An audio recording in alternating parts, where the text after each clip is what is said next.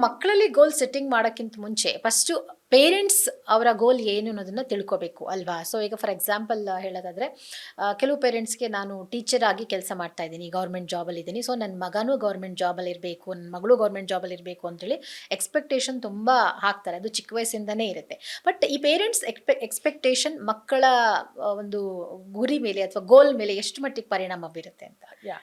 So ಇಲ್ಲಿ ಏನಾಗುತ್ತೆ ಅಂದರೆ ಎಕ್ಸ್‌ಪೆಕ್ಟೇಷನ್ ಆಫ್ ಮೊದಲಿನ ಥರ ಇವಾಗ ಆಪ್ಷನ್ಸ್ ಬರೀ ಡಾಕ್ಟರ್, ಇಂಜಿನಿಯರ್ ಅಲ್ಲ ಅಲ್ವಾ? ಇವಾಗಿನ್ನು ಆಪ್ಷನ್ಸ್ ತುಂಬ ಇದೆ.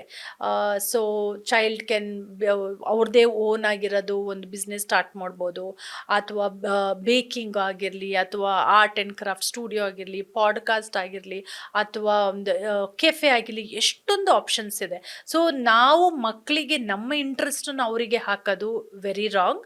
ಒಂದೇನಂದರೆ ಅವರಿಗೆ ಅದು ಇಂಟ್ರೆಸ್ಟ್ ಇರಲ್ಲ, ಅವ್ರ ಕೆಪಾಸಿಟಿ ಇರಲ್ಲ, ಆಮೇಲೆ ಅವರಿಗೆ ಆ ಆಪ್ಟಿಟ್ಯೂಡು ಇರಲ್ಲ ಮಾಡೋಕ್ಕೆ.